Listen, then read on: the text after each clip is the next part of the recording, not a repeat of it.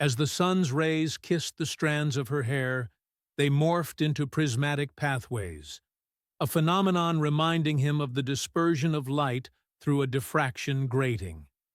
The individual strands of her hair became channels of spectral colors, refracting the light in a mesmerizing display of vivid hues.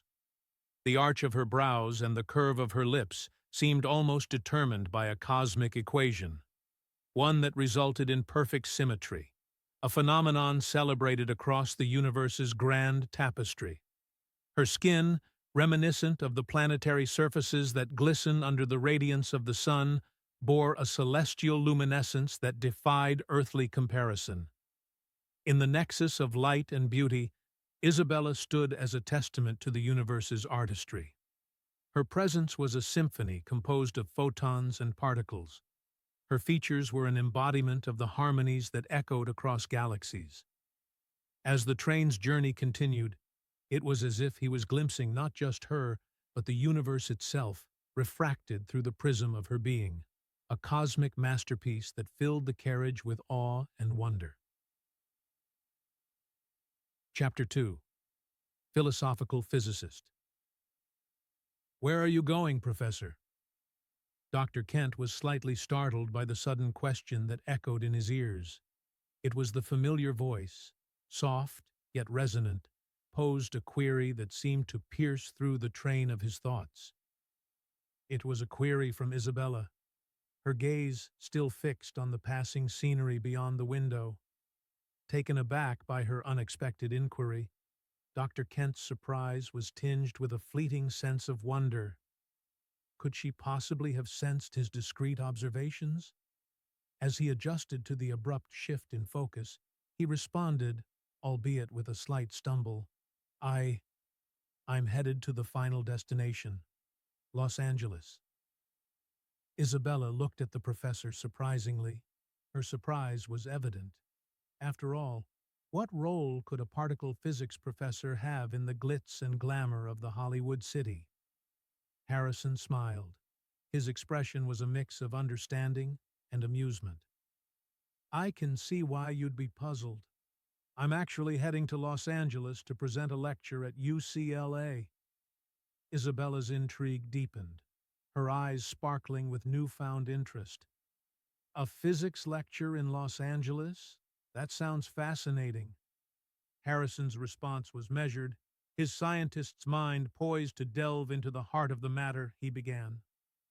"UCLA is renowned for its academic excellence, and the exchange of ideas knows no boundaries.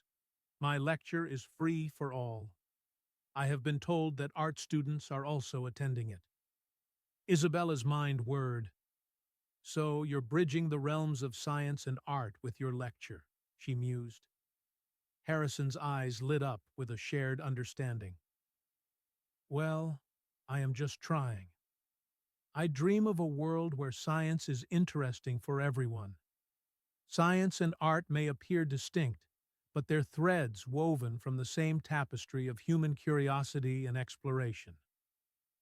Isabella's excitement was evident, her artistic spirit fully engaged. She said in a philosophical tone, "Well, art and philosophy have the power to reflect profound questions about existence. In the same vein, could science provide answers to these questions? Can physics unravel the mysteries of life's purpose, consciousness, and free will?" Harrison's response was thoughtful, carrying the weight of scientific inquiry. Quantum physics, with its exploration of reality's fundamental nature, does delve into the essence of existence. It raises questions about the role of consciousness in shaping reality, the interconnectedness of all things, and even the concept of a multiverse. Today, science is not smart enough to answer this with 100% accuracy. Quantum physics is weird even for the best minds in the world. It had puzzled even Einstein. The notion of reality changes at quantum level. Everything is counterintuitive. You know, Isabella, your question about consciousness reminds me of one of the most fascinating experiments in quantum physics, the double-slit experiment. Have you heard of it? Isabella turned her attention back to him, curiosity evident in her eyes. I've heard the name, but I'm not familiar with the details. What is it about? Kent leaned in, his enthusiasm palpable. It's an experiment that shows how particles like electrons can behave both as particles and waves, depending on how we observe them. When particles pass through two slits and are not observed, they create an interference pattern on a screen, like waves in water. But when we observe which slit they go through, they behave like particles, and the interference pattern disappears. Isabella's brow furrowed slightly. So, just by observing them, we change their behavior. Exactly, Kent replied, his eyes gleaming. It suggests that the act of measurement affects the outcome. Some interpretations, like the Copenhagen interpretation, imply that reality doesn't exist in a definite state until we observe it.